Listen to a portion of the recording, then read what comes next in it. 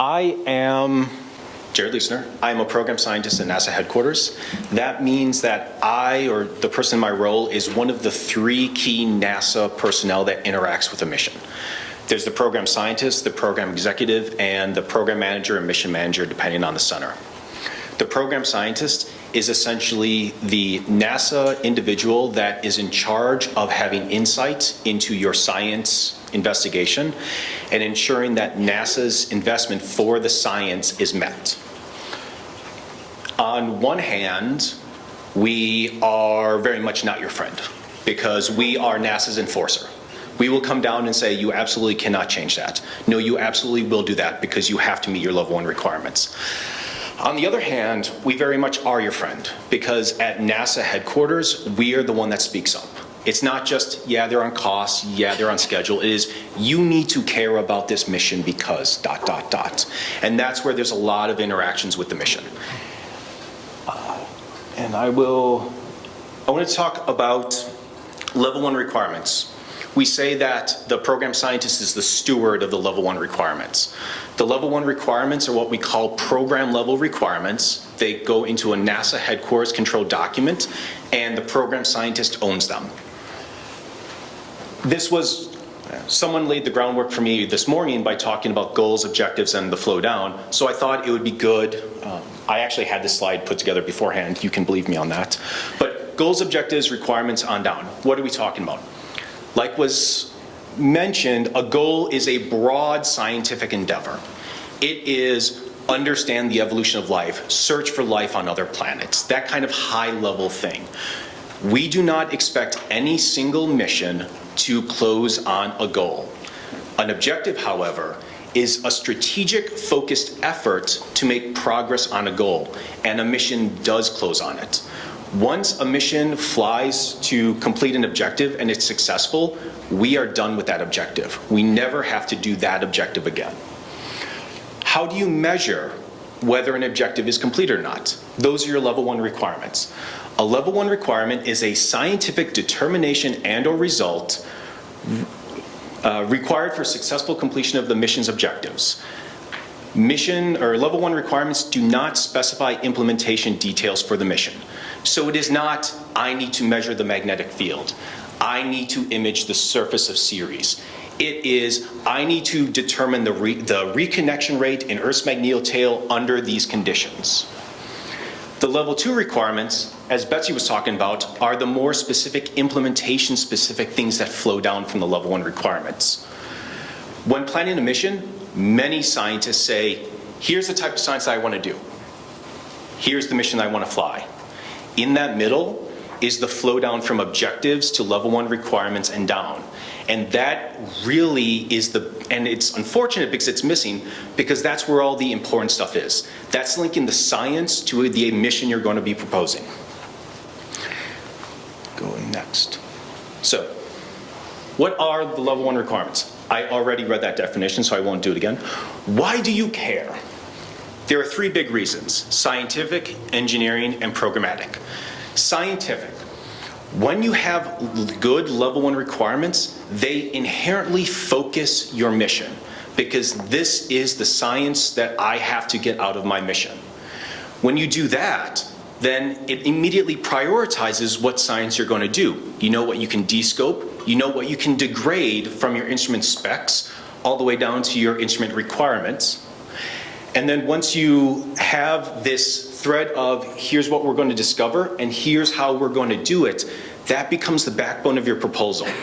Having seen many proposals in my time at headquarters, it is immediately obvious when a proposal has that backbone, because the reviewers pick up the proposal, whether it's RNA or mission, and they have this thread.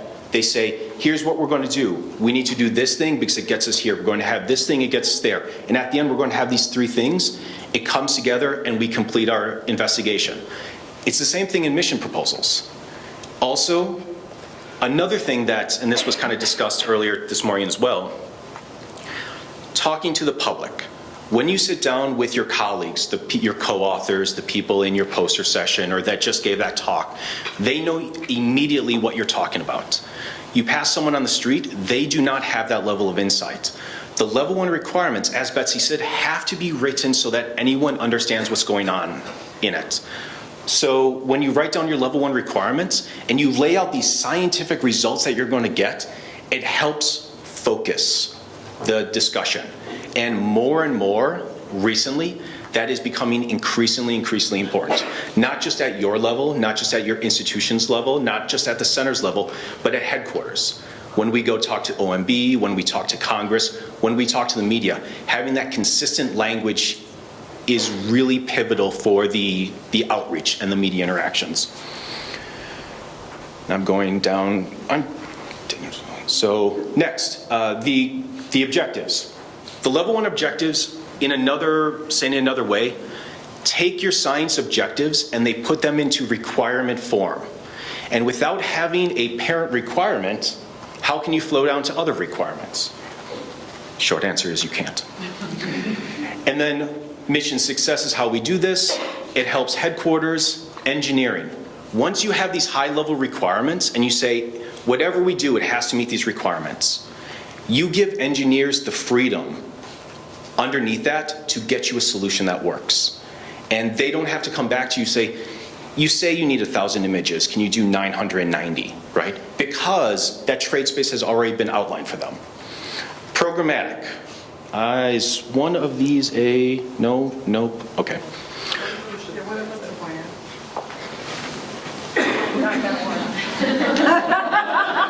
It's all right. There's a red line. Okay, there we go. So programmatic. The level 1 requirements are your contract. I said that they are a headquarters document. Once you meet your level 1 requirements, headquarters accepts that it's done, and that is the purpose. That is an agreement between you and headquarters that what your mission will do. Also, for anyone that has had any level of involvement with headquarters, you'll see this last bullet. What does this level 1 requirement do? It defines when you need to come to headquarters.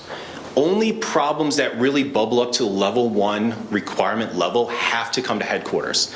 And then when you do that, you define the things that don't have to come to headquarters.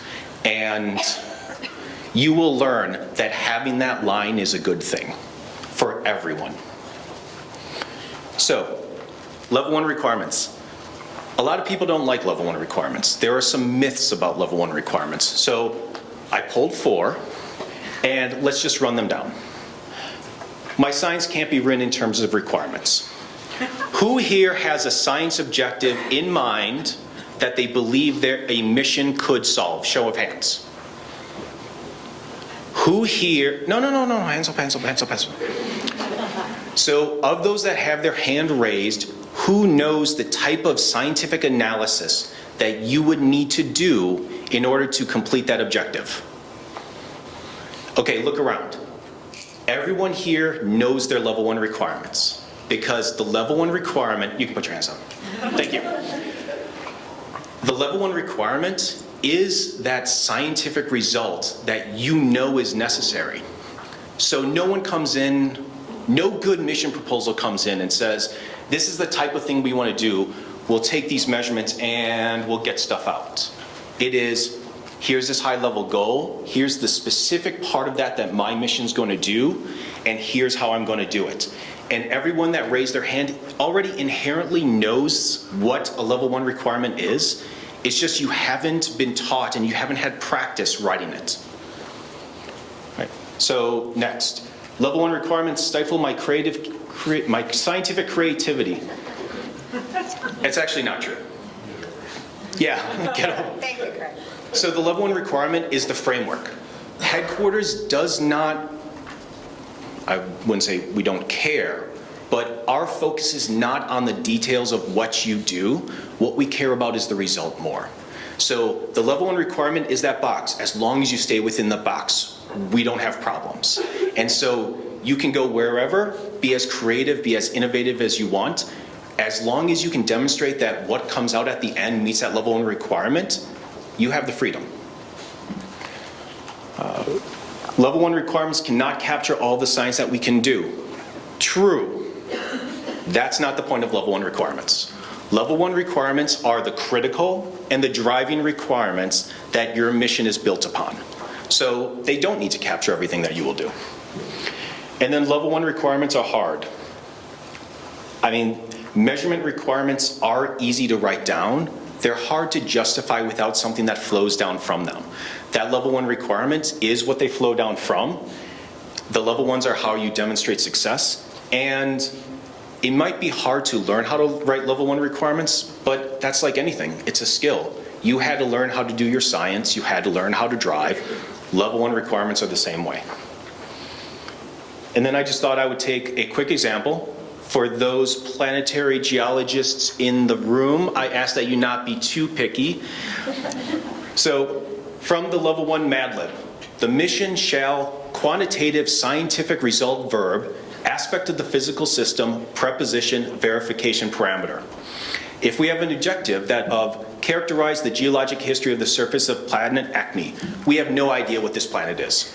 In our current images, it's 10 pixels across, the light curve is interesting, spectroscopy shows us some things we don't understand. We want to go study it.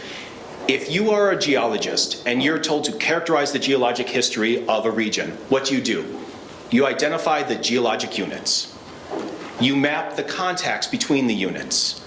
You map the exposed geologic faults, you get the relative ages, and you get the absolute ages with some accuracy, right? So this is, well, it's a subset, but they're examples of level 1 requirements that are scientific results that you could use to build the case of the science objective that you want to complete.